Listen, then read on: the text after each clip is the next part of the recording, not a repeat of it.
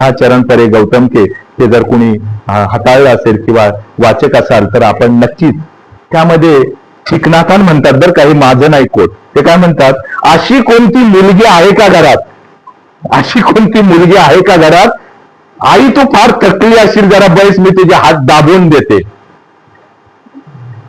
त्या माईचा ऊर भरून येईल व सोन्यासारखी लेक या घराला लाभली. ते म्हणतात असा कोणता मुलगा आहे का घरात, पप्पा कामावरून आले थकून भागून, हा घ्या पप्पा पाण्याचा ग्लास.